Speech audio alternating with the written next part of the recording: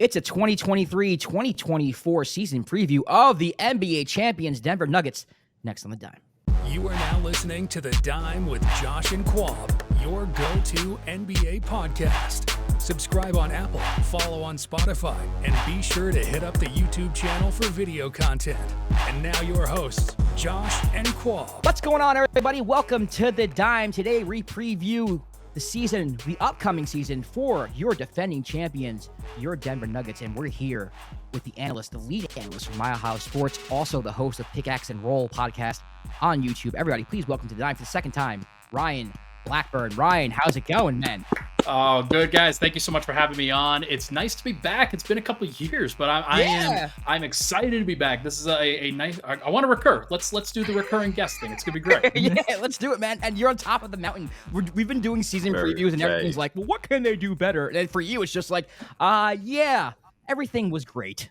It is funny just like listening to everybody now talk about how do we challenge the Nuggets? How do we get over the top of the Denver Nuggets of all teams? And it's a new feeling for everybody, including everybody here in Denver. So it's nice to be on the mountaintop for the first time.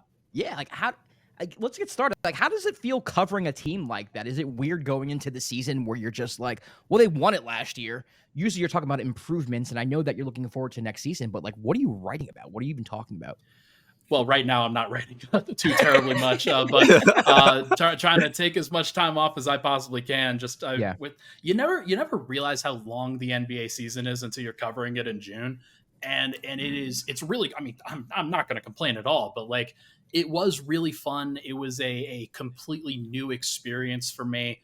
And just in terms of writing, you want to be able to tell those stories that kind of fell through the cracks a little bit and sort of follow up with the team on, hey, it's important to value the teams that have won the championship. And a lot of times with just the nature of the NBA and the free agency market and the transaction game, you sort of gloss over the fact that a team won and that was the entire goal of it all. So it's really cool to be on that side of it. And for a team like Denver, there's not a lot of transactions that go on. They bring back the same starting five and everything's pretty kosher. There's no real drama that surrounds this team. And that's kind of how we like it. Looking back on last season, there was a little bit of a stretch where you guys, the team hit a little bit of a bump, right? Were you worried at all about the team actually like moving forward, going into the playoffs? Me personally, no. I actually have some great tweets that I get to pull back from and say, I tweeted in March and when they're losing to the Brooklyn Nets and it's like the third loss in 4 or something like that. And I'm like, guys, apologize to me in May for the love of God. Like, please, this just does not matter. It does not matter at all. This is just not, and it's not just Brooklyn. It's just like, hey, this is a Eastern Conference slip up. They lost to the San Antonio Spurs because they didn't close out on Mamukashvili. Like, come on, what are we doing? What are we doing here? Like, they'll rise in the playoffs because they had proven it enough throughout the regular season to me, and I had seen what I needed to see from basically December through February. That was all I needed, and then that's all Denver really needed too. And they kind of shut it down from then on, and then started things up again in April. I'm glad that wasn't I'm glad that wasn't like a big deal for you. As a Nets fan, that was like a big deal. You picked the one team. We needed every win, buddy. I needed that win, so I was happy. No. I know to you were like, oh, it's just Tuesday. For me, I was like, yes, finally we got a W. No, but it is funny. Like, I do remember that stretch, and it's one of those things that kind of goes under the radar. Denver then they went on an East Coast road trip and played the Knicks and Nets back to back. They lost that Knicks game, and everybody's like, the sky is falling. And I'm like, I don't know. They played pretty well in that game, and the Knicks just played great. And then they beat the Nets, and that was kind of a little bit of a retribution for what had happened in Denver. So at that point, I'm like, okay, that entire stretch was fake when it comes to the playoff aspirations. Like, they weren't going to falter. You knew that Jamal Murray was going to play better. You knew that Michael Porter was going to play better, that Nikola Jokic was actually going to move on defense. And clearly that's one of those things that like people just didn't see if you weren't looking too close. And sometimes you look a little bit too close and you see some of those things. And I'm glad that I could step back a little bit and just say, look, not every game in the regular season matters. And it's important to have that perspective and know that 82 games is a long time. And you just need to know what to look for. And if you can find those things, then you're better off in the playoffs for it. You hear that, Tom Thibodeau? 82 games, long season. Yeah. You don't have to run your team to the ground. Now, are you worried about a championship hangover? How do you feel Mike Malone's going to have this team prepared going into next year? A little bit. I don't want to say outright that I am, just because, like you said, this team, there's no reason that it should fall off other than Bruce Brown being gone and Jeff Green, who probably shouldn't have even really been in the rotation at that point. Like there's no reason why they should fall off too terribly much, especially in a playoff context. But in a regular season context, you see this all the time where teams are like, okay, wake me up in March, wake me up in April when these games start to really matter. So I'm curious to see how Nikola Jokic is going to handle that. Curious to see how Jamal Murray is going to handle that. Now, I will tell you this. I think Jamal specifically and Michael Porter specifically, they still have individual goals and they want to meet those goals. And they know that the best way to do it is in the regular season because they've already won the championship. It's all about now, hey, how can I take the next step individually in my career as just in addition to all the team success that we've already had. Speaking about Jokic, this is a crazy question to even ask, and we put it in there. It's like, do you think that he's still undervalued at this point? And just the way he's talked about in the discourse during last season with the MVP award, do you think he's still like looked at say like, yeah, he's good, but it's a good question. I think everybody's really coming around, and you see it like it is funny. I went back and looked at the top 100 players in the NBA lists from previous years just for a project I was doing this offseason. And back in 2020, after the Lakers won, LeBron James unanimous. 2021, it was Kevin Durant who was the unanimous best player. I was shocked when I saw it, but all these lists that I'm looking at, it wasn't Giannis, it was Kevin Durant. Then it became Giannis in 2022. Now it's going to be Jokic in 2023. So I think that it's often a year too late in a lot of these cases where a lot of these publications will do it and they'll actually move the narrative in terms of like how valuable a player actually is. But with the way that the MVP conversation went and the way that I think Embiid went this and Jokic did this, like they're clearly on divergent paths after the regular season. I think people are coming around, and there's a lot to just being patient on it and seeing where it goes. But I think it could still go further. We don't know what Jokic is going to be. And there's a possibility that this next year he wins an MVP and they win another ring. And you're starting to talk about one of the 12 greatest players of all time. I mean, he's headed in that direction. I personally think so, at least. What about Jamal Murray? It's really cool. Yeah, it is. What about Jamal Murray? I mean, do you think he finally got the respect he deserves on a national level? I know he's been hurt, so out of sight, out of mind. He did play really well in the bubble. That series of Donovan Mitchell was epic, but no one really seemed to take it seriously. It was just kind of like a one-off with him. Where do you think he ranks as far as like league's point guards and how he's seen throughout the media? I ranked him, I think, like the 6th best point guard or so in the NBA. Yeah. It just there's a difference between leading a team entirely by yourself, which a lot of these guys do, and then kind of being the secondary creator like he is, but trying to balance that with what he does in the playoffs, where he does step up like a primary guy and is just like another number one option, which is really cool to say. I think that he's gained the respect. I think that now that people have seen it for 2 separate playoff runs, and they were the last 2 playoff runs that he was a part of. I think the last 2 times he went to the Western Conference Finals, the Nuggets went to the Western Conference Finals, and then they won a ring. So I think that you start to see the track record. People start to realize, okay, do we really care about the 20 points that he puts up in the regular season if we know he's going to put up 25 in the playoffs? Like, does it really matter? And he's going to rise to the occasion in those moments. And I think if you are an NBA fan, then you want to see players rise to the occasion. That's the most valuable thing you can do. And he does it better than just about anybody else in the league. So I think with that comes a lot of respect. Whether an all-star appearance comes his way or not, I think that's up to him. Like, he has to average the regular season numbers. If he does average like 20 points per game again, I don't think people are going to put him on. Like the Western Conference is really stacked when it comes to all these guard positions. You could rattle off the list, but I think that it will be tough, but I do think that he gets an all-star appearance because I think he's going to really push further. Yeah, and a lot of times that's like name. Like it's just like once you have the name, once you have like the credentials, like you get that all-star gig as well.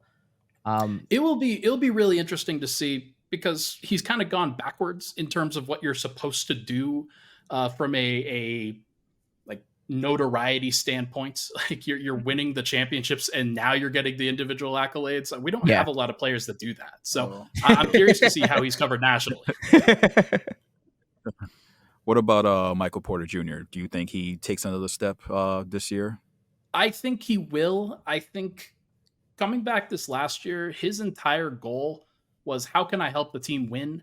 How can I stay healthy and help this team do what it needs to do in order to win a championship?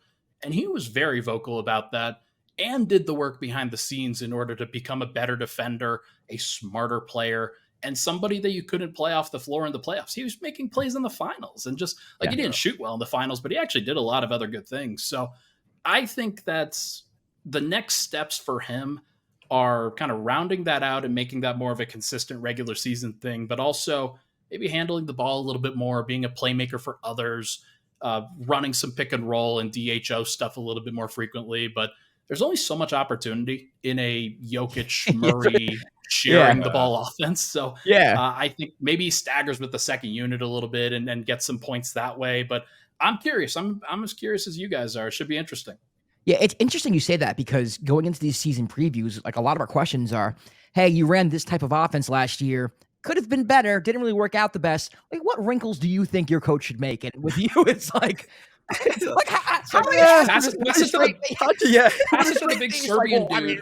What are you going to do with the offense? Like, so like all our questions are resorted to like, how is this person going to play outside shooter? Like what are we like? You're going to want that dude to shoot the basketball because he's really, really good at it. He's one of the best in the world at it. So I think it's sometimes when you've got a specific goal in mind, and that was winning a ring, he did what was best. And the Nuggets felt like they did what was best for that goal. Now it's about becoming more sustainable. You don't have a Bruce Brown around. Like you got to find ways to be a little bit more versatile, a little bit more well-rounded in your game. So I think that's what his next step will be.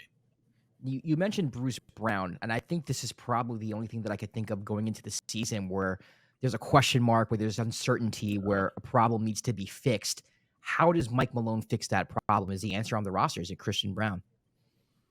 I think they're going to try with Christian Brown. I think it's also very possible that it's Peyton Watson. Like as weird as that might be, like although with what Bruce Brown is, he filled a lot of roles. He wore a lot of hats for Denver. He was their point guard at times. He was their main defender at times. He was their slasher. He was their outside shooter. He did a lot of fun things. He also screened and rolled. Like it was kind of cool. Yeah. Like that's the Bruce Brown style that I'm sure you know very well, Brooklyn fan. Yeah. He was really cool to root for. I'm very happy that he got the bag in Indiana, but it's going to be tough to replace him. I think Christian Brown will do it in a different way. I'm curious what Reggie Jackson and Jalen Pickett will do as point guards. Like those guys, kind of an underrated addition. Jalen Pickett. I'm curious to see what he does. Just he did a lot of great things at Penn State, so should be fascinating to see whether he could make an impact, kind of like Christian Brown did this last year. So, but it will be Christian Brown, Peyton Watson. Justin Holiday was a guy that they brought in who sneaky addition that not a lot of people are talking about. Are you expecting the world from him? No. But like, can he provide you some veteran leadership and floor spacing and defense? Sure. You mentioned Jalen Pickett.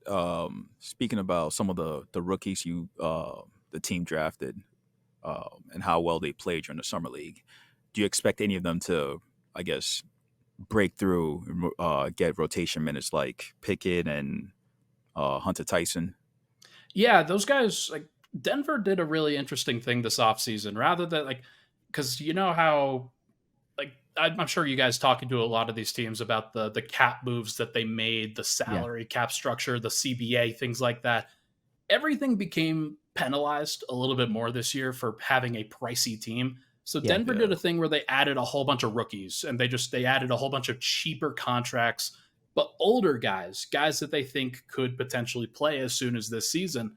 Hunter Tyson, it's a first team all summer league. So like, I'm not gonna like front and say that was actually a really big deal, but he could play. Vlatko Cancar tore his ACL, and he tore it before while playing and prepping for Slovenian national team. So that's an unfortunate loss that they have. Hunter Tyson's probably the next guy up as a rookie who can just do some stretch four kind of things. Jalen Pickett, given that they lost Bruce Brown, Reggie Jackson's going to get the first crack at the job, but who knows? Maybe Jalen Pickett's the guy who steps up there. And then Julian Strawther, kind of just a plug-and-play shooter on the wing.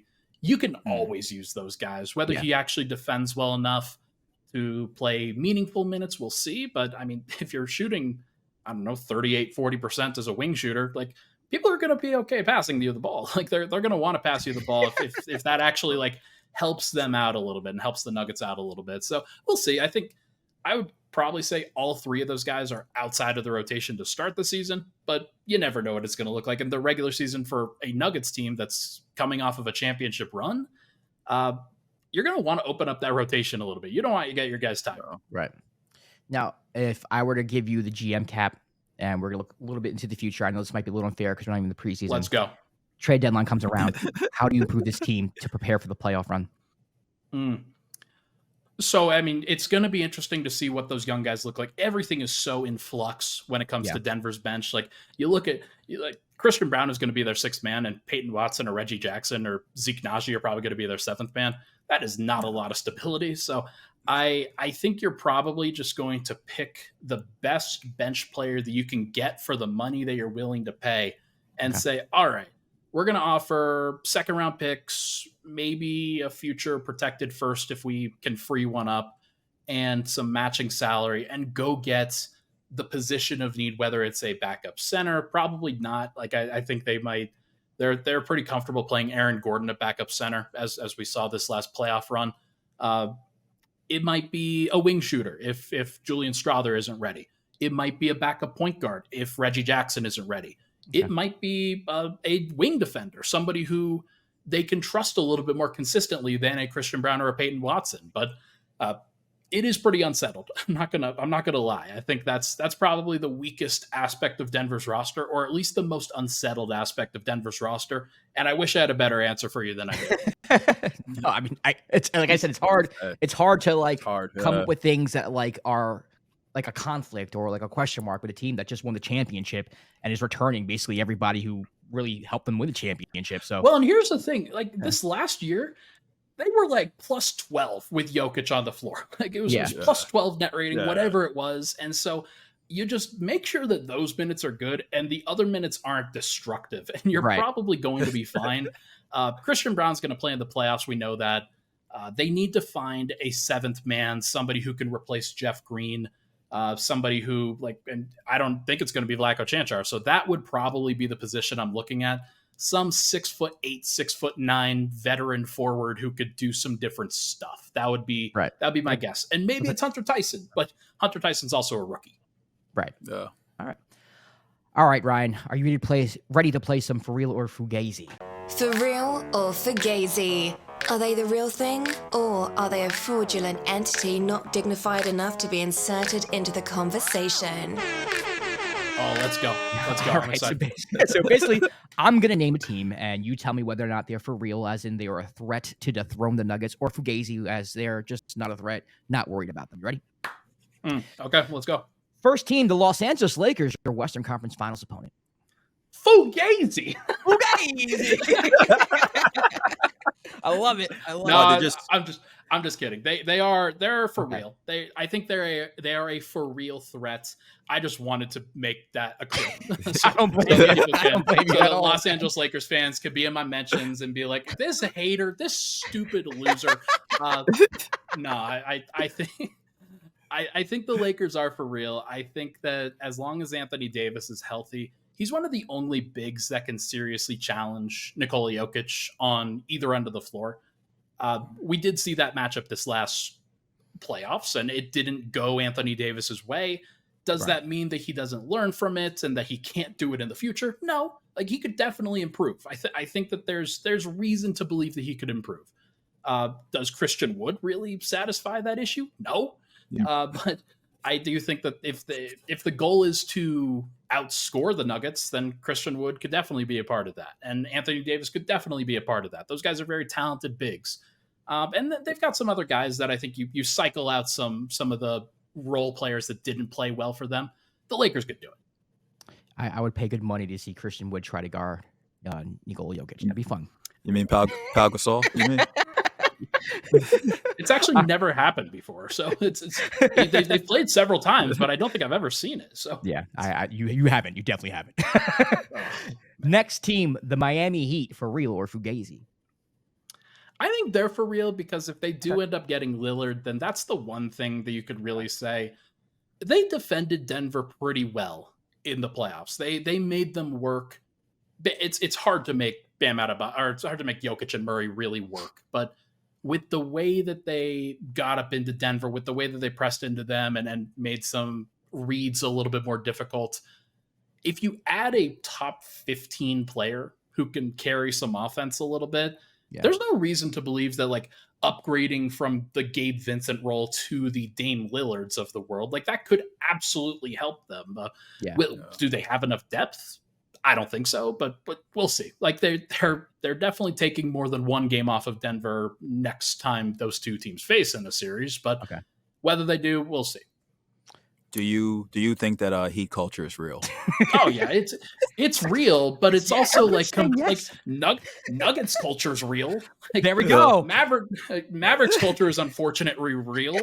Every culture is real. There's a lot of cultures that are like I think look, I mean the Heat they get a lot of credit for doing stuff that is normally done around the league. Yes. But it is also true. Like it's like they do it well. So yay. Congratulations. All right, next team, the Phoenix Suns, for real or Fugazi? This one's tough. I think against the Nuggets, Fugazi. Okay. I think against the Nuggets, like there is no circumstance in which they can guard the Nuggets. Like zero. Ayton, as well as he did when the Nuggets didn't have any spacing in prior matchups, there's not a lot that he can do with Jokic. And they just went from Jock Landale as their backup center to, I believe, Drew Eubanks is now their backup center. That is not an option to stop Nikola Jokic. That just telling you now, he played for Portland and was okay, but Jock Landale was better. And as much offense as they do have, the Nuggets have enough perimeter defense that they can make those guys work for their shots. The Nuggets aren't going to have to work at all against those guys.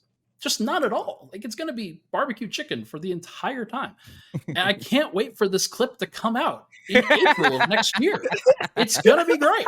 I'm looking forward to it. All right. Next team, the Boston Celtics, for real or Fugazi? They are for real if Kristaps Porzingis plays like Washington Wizards Kristaps Porzingis and not Dallas Mavericks Kristaps Porzingis. Like that's probably the best way I can describe it because he actually matured as a player and did a lot of great stuff this last year. But if he is back to kind of being a third floater option and not necessarily in and out of the lineup because of injuries, not necessarily playing the right way, then they don't have enough at that point. But I think for real, if he does play well. Okay. Next team, the Golden State Warriors, for real or Fugazi? I think this is Fugazi because the last time I watched Draymond Green and Kevon Looney try to defend Nikola Jokic in the playoffs, Draymond got him enough times that he can say that he got him and he got the clips. Like he's got the podcast audio for sure. Like shout out.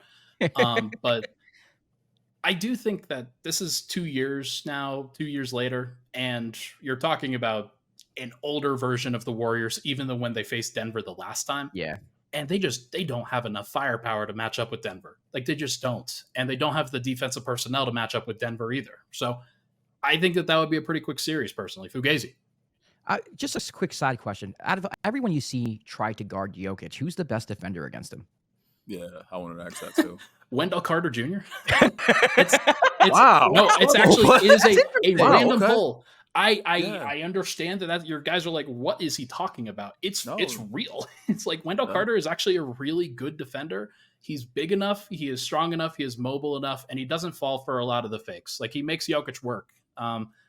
Outside of him, man, there's not a lot of people that make him work right now. Okay. I think Bam made him work really hard. Joker was just going to make every shot. Like, that's probably the way that I would describe that matchup. But Bam makes him work. He just makes everything. He was on another level. Hey, Wendell Carter, we might have to cut that so Wendell Carter can be like a trade target at the deadline or whatever. That would be cool. I mean, if Denver didn't have the greatest center of like freaking history, like I'd love to have Wendell Carter as my center. He'd be great. All right, next the Milwaukee Bucks, for real or Fugazi? For real. Like, if they're, I mean, we haven't seen Brook Lopez match up against Jokic that much. Okay. But like, he could actually give him some issues, and Giannis could obviously give anybody some issues. So Denver does have success against Milwaukee a ton during the regular season, but I just have to imagine that there's a different level of competition that you get to in the playoffs. Yeah. And then of all the guys that you could really put on Jamal Murray, Drew Holiday's really good. Like, he'd be a really good option to try to get into the teeth of that two-man game and try to make some plays. I don't think of Milwaukee. I don't think Milwaukee would defeat Denver, but they're really good. They're really talented. I think that would be a fun finals. Like just the storylines at Giannis and Jokic, and then what you said, the matchups, Murray and Holiday. That would be a really fun finals. And finally, last but not least, we always ask this team just because we get different reactions, but the Los Angeles Clippers, for real or Fugazi? Man, this goes one or two ways. How do I answer this one? If they're healthy, let's start with that. If they're healthy, that doesn't matter. This is as Fugazi as it gets, man. Like, the Nuggets, there's no middle ground with the Clippers. The Nuggets haven't lost an important game to the Clippers since like 2019, or 2020 when they went down 3-1. Like, when that series flipped in 2020, the reason why the Nuggets were able to win that was because they psychologically killed the Clippers. Yeah. They killed them. Yeah. And the Clippers knew it, and they were ready to go home. They knew it in game 5. They knew it in game 6. That's like, crazy, man. It's wild, but like you hear those stories from those guys, like Reggie Jackson. He wasn't a part of that team, but he's heard it from those guys. Yeah. And you hear it from a lot of the Clippers that were on that team. Patrick Beverley will say it. The Nuggets had their number very early, or they were tired initially heading into that series, having come off of a 7-game series against Donovan Mitchell and the Jazz. Like, had to chase around Donovan Mitchell. That was pretty tough. Yeah. But the Clippers, they do not command a lot of respect in the Nuggets locker room. I will say that. I don't blame them at all. All right, before we let you go, I know it's early, but season prediction, how do you see the season going? I know, trade deadline, we have no idea what that looks like, injuries, so-and-so, but if you were to put your money down, how far does this Nuggets team go? Is it corny if I say they repeat? No, it's not corny at all. No. I think they repeat, man. Okay. I think they do it. I honestly do. I think that the way that Jokic is playing right now, there is nobody in the world that can match him when he gets to his peak. And there's nobody that can guard him, certainly. But he also showed that he can lead a defense too. And he can actually defend all of these teams that said that they would isolate him and pick and roll and put him out on an island. And there would be no way that Jokic could guard any of these guys. But I mean, he is amazing. And I think that Jamal Murray is amazing. I think what he's done mostly goes under the radar, but now you're starting to see it nationally, obviously, as we talked about. But there's no reason to believe that Jamal Murray is going to be worse. There's no reason to believe that Michael Porter is going to be worse, or Aaron Gordon for that matter. Like, these guys are in their primes, and Jokic is too. Like, I think that they've built the best core of any team in the league, and you just need a couple guys to step up around that. This last year was KCP, Bruce Brown, Christian Brown. This next year it's going to be KCP, Christian Brown, and maybe it's Peyton Watson, or maybe it's Reggie Jackson. I don't know who it's going to end up being, but I think they'll find the right mix, and I think that they will be legit once again. I also just don't see the team in the West that's going to stop them from getting there. So as long as you can get there, like Jokic and Murray are probably going to deliver. Like I feel pretty comfortable saying that. All right, Ryan Blackburn, everybody. Thank you for coming on the show. The lead analyst from Mile High Sports and the host of Pickaxe and Roll Podcast on YouTube. Anything else you'd like to plug? Where can everyone find you? All that good stuff. I have a cool Jalen Pickett interview, a sit-down interview that is going to be dropping here relatively soon. I'm looking forward to that. And my guy Swipe Cam and I were also ranking the top NBA players of all time, top 20. And that was a 3-hour project that we did. It's dropping over multiple episodes. So check out the podcast and on YouTube, Mile High Sports YouTube channel. All right. If you want to follow The Dime, you can on Twitter, Instagram, TikTok at The Dime NBA. Make sure to subscribe to the YouTube channel. I'm Josh Rodriguez at Josh_Rodriguez_. He is Quab at Quab AKS. We'll see you next time for another episode of The Dime.